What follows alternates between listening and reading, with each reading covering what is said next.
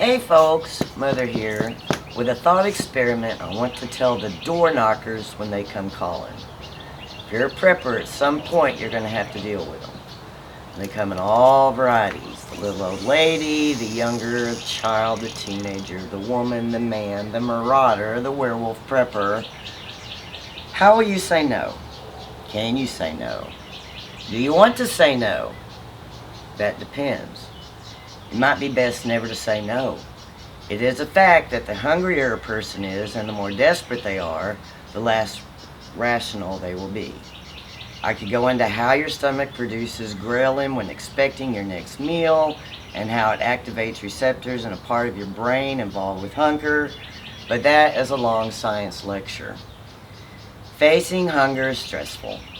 Constantly worrying about where your next meal will come from can cause mental health problems, such as depression, anxiety, and even post-traumatic stress disorder. The inability to feed your loved ones can have traumatic effects on a person's mental health. Ultimately, experiencing anger when hungry is a biological mechanism that has helped us survive as a species. Literature shows that hunger produces a behavioral phenotype essentially characterized by increased impulsivity and hyperactivity, increased irritability, aggression. In short, call it the Neanderthal gene acting up. Damn it, I gotta go find something. After the hunger's talking just after missing a meal or two, a starving person's rational brain has already turned that give a shit switch to the off position. Saying no, I don't have food, and closing the door to a hungry person left standing at your door might as well be like telling someone you have food and to go F yourself.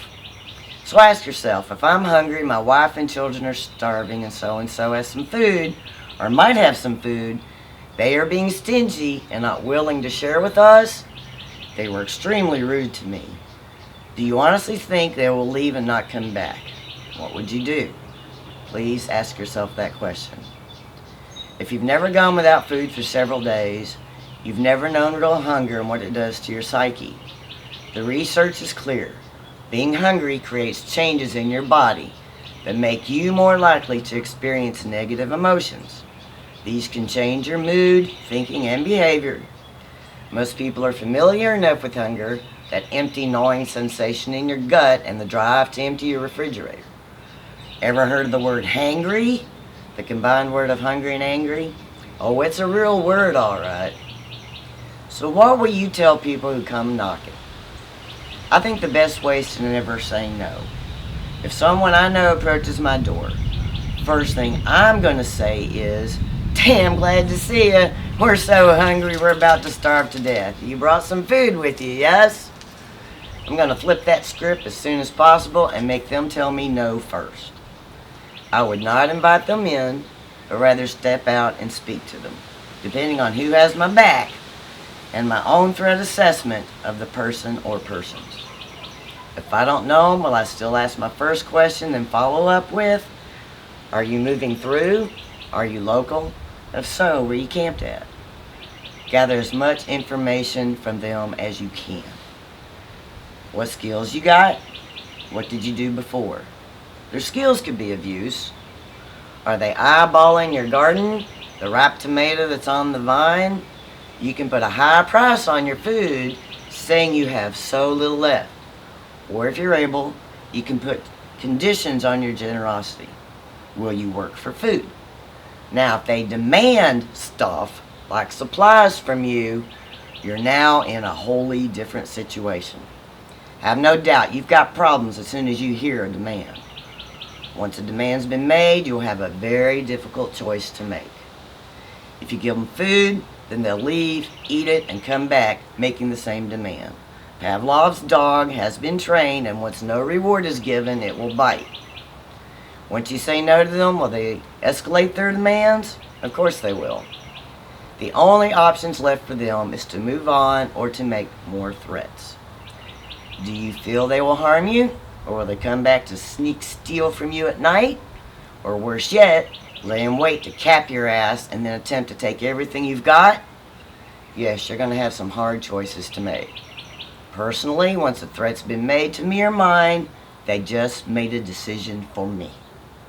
I won't go into it in here, but suffice it to say the outcome for them is not a good one.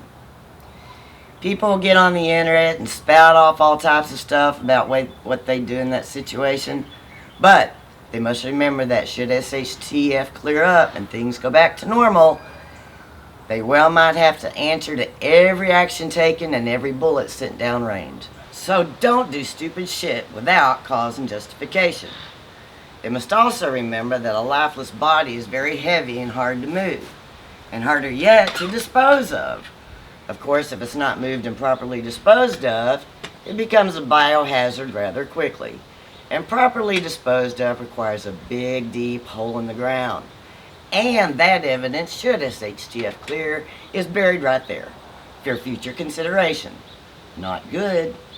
People knocking on your door will be a security threat and it will also take an emotional toll. Think about these things. Formulate your strategies, work through them, modify them, share them with members of your mutual assistance group. Get their input and work through them. Again, good luck to you. Smash those like and subscribe buttons below and drop in the comment section how you will handle door knockers. I've got miles to go before I sleep.